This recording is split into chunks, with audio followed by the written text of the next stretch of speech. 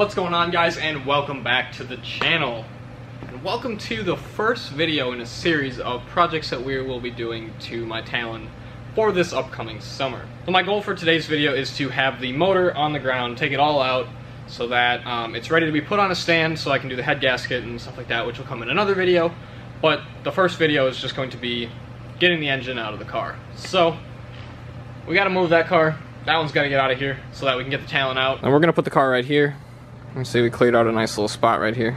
So we'll have plenty of room to work on the car. So without further ado, let's get started moving some things around.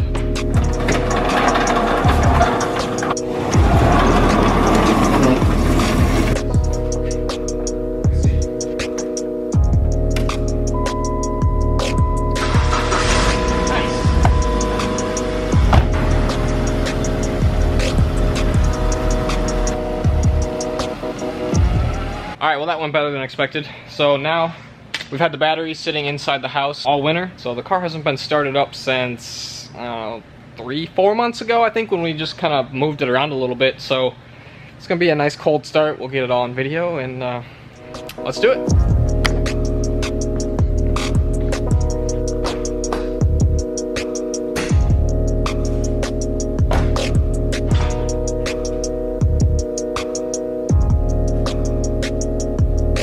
So for those of you who don't know, yes, my battery is in the trunk. You just saw me put it in. So now everything is installed. I got Matthew in the background. Like I said, it hasn't been started in a while, so let's give this a shot and see what happens.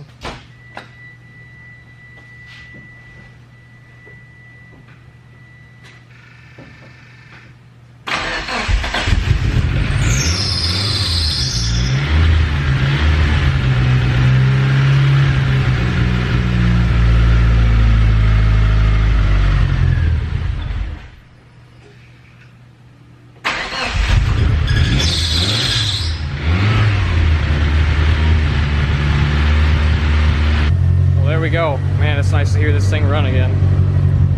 But, so we don't get too much exhaust all over the place, let's go ahead and get it moving.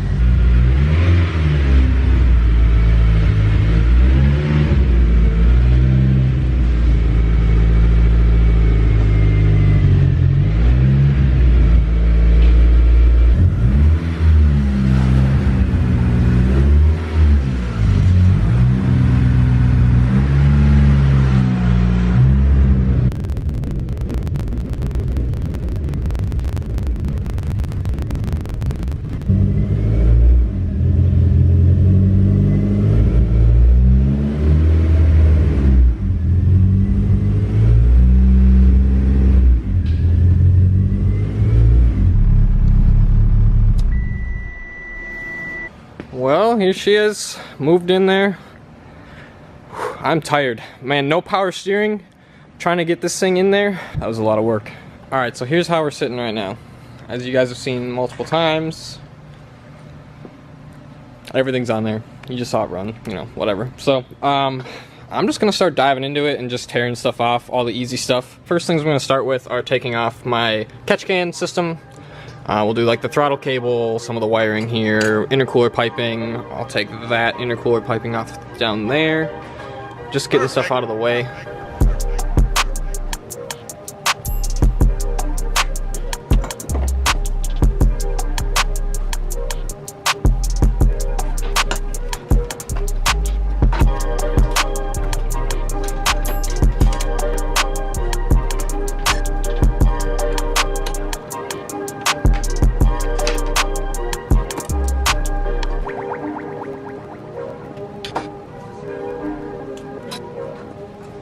I've already got a bunch of stuff off here.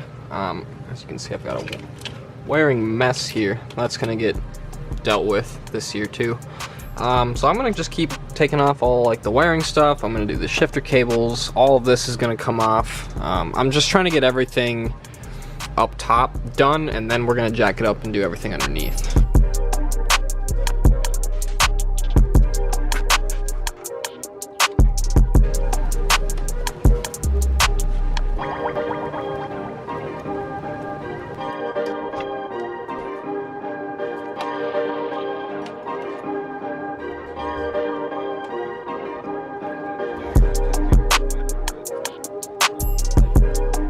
shifter cables off.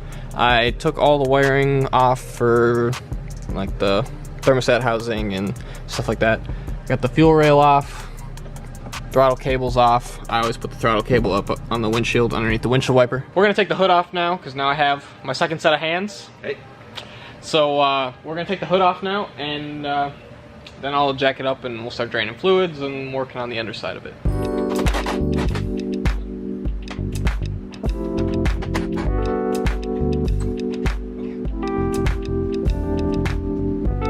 Alright, so the next thing that we'll be doing is, before I jack it up, actually, we'll be pulling the intake manifold off. I don't want to scratch it, and there's also vacuum lines on the underside that I have to pull off anyways, so that's really the only thing that I don't like messing with, is all these vacuum lines, and I can show you once I have it off.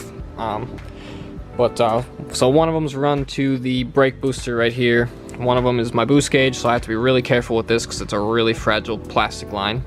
And then one of them is this line, which will be really easy. This goes to the fuel pressure regulator, and then the other one is for the map sensor. So I'm going to start pulling those lines off, and then we'll go ahead and just take this intake manifold right off.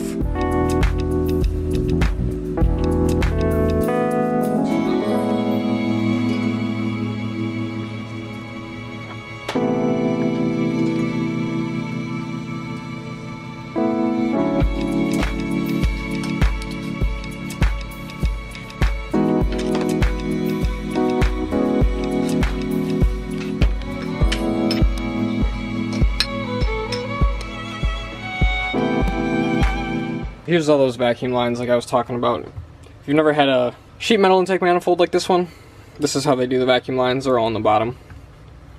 So there's, what, 2 large ones and 3 small ones. I have a block off plate for this. This is fast idle air valve and the idle speed controller and stuff like that. So all of this I'm just going to delete, and I'm going to run my idle control off the S90 itself because I was having idle issues last year, so I'm going to give that a try and hopefully that solves my issue. I already have a block off plate. I have a bypass plate in here right now, but it's not really doing what I want it to do, so I got a nice little collection of parts in here already. Hopefully maybe we'll be getting some new injectors this year. I don't know, I guess we'll have to see. If you didn't notice already, there's a lot more light now. We just put that big floodlight up in the ceiling to help with lighting, so that's really nice. I wish we would have done that from the start. So I have this, it's like a spacer gasket thing. I have this in here too. I was actually running gaskets on either side of it, and I was informed that I don't actually have to do that. So now I can really easily get at the starter and the wires for that, this rear motor mount, which will be awesome, and just some of this other stuff that's in here.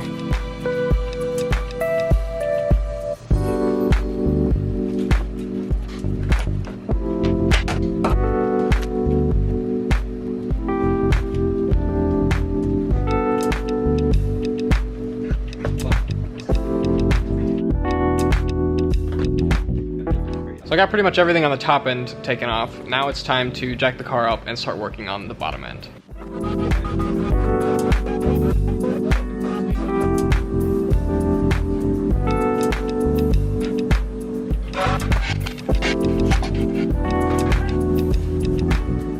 So now that we got the car jacked up, we'll have to go under here. Let's take the downpipe off. Let's take all the bolts off the T-case. The slave cylinder is going to have to come off. And yeah, so let's just start draining some fluids.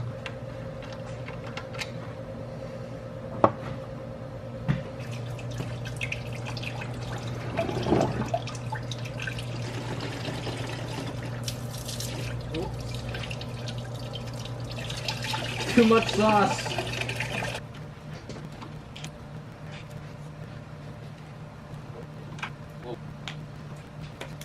So for those of you who don't know, this transmission has a hole in it right there. Yeah, that's a nice big crack. So this one's coming out. We'll be rebuilding my built transmission that I have at some point this week as well. I'm going to drain whatever's left of the fluid that's in this. I know most of it came out and just sprayed underneath the car. So let's see what's left in it.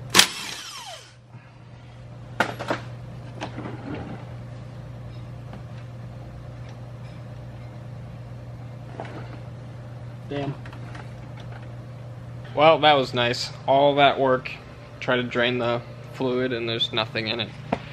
That figures. I guess when it broke, it sprayed out all of the fluid all over the engine bay. I thought it was most, but I didn't know it was all. I guess the next thing I'm gonna do is go ahead and take the wheels off and get the axles pulled out, and then we'll move on to the T-case.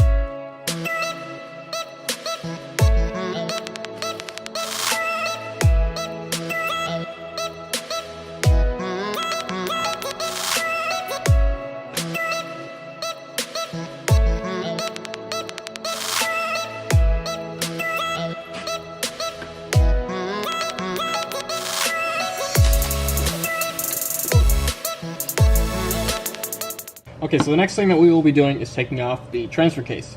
So there are 5 bolts. There's one here, there's one here, there's one right here, there's another one up here, and then there's one that's back here. So we're gonna go ahead and take those off. Okay, so the T-case is all unbolted. One of the things that I always do is I leave the bolts in so I know where they all go, because they're all different lengths. Important thing to note about taking this T-case off is there will be fluid that leaks out of this spot if you don't take it out and then immediately tilt it down. So you want to keep this end up high. Okay.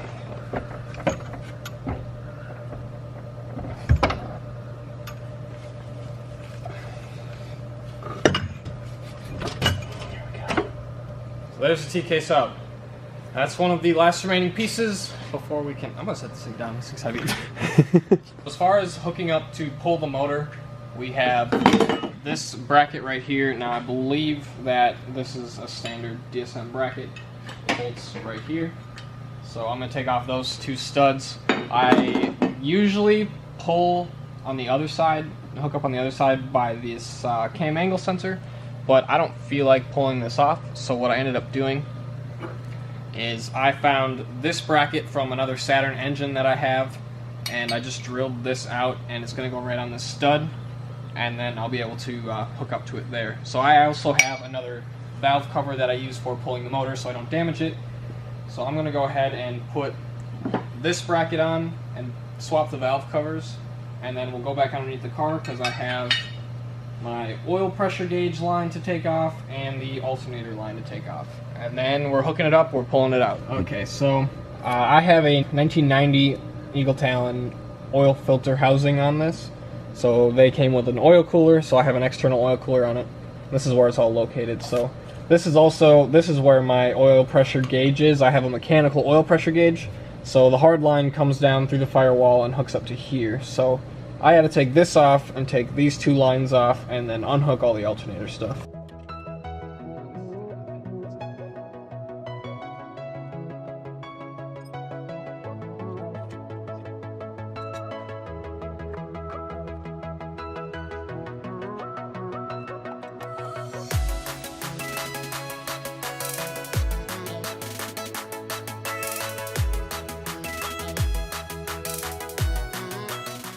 At this point, I've got the front and rear motor mount bolts off, and everything else is disconnected. So what I'm going to do is I'm going to bring the cherry picker over here, I'm going to hook everything up, and then I'm going to completely remove this motor mount, and then we'll go and remove the other one. The motor mount that holds the transmission on, you got 4 bolts right here. There's little rubber caps on these usually.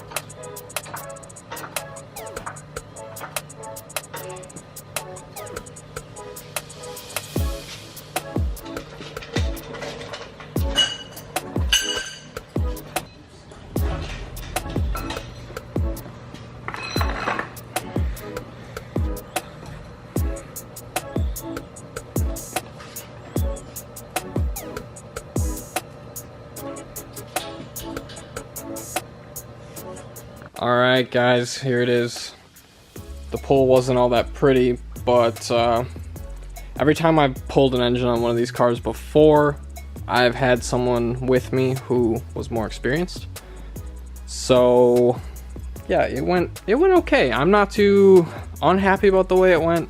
I definitely learned some things, and I'm gonna get a spreader bar because that chain, I mean, it works, but it's not the greatest. So here we go.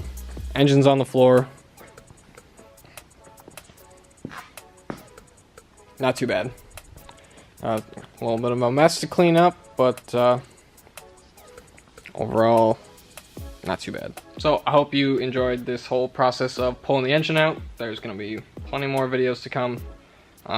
Yeah, so thanks for watching, and we'll see you in the next one.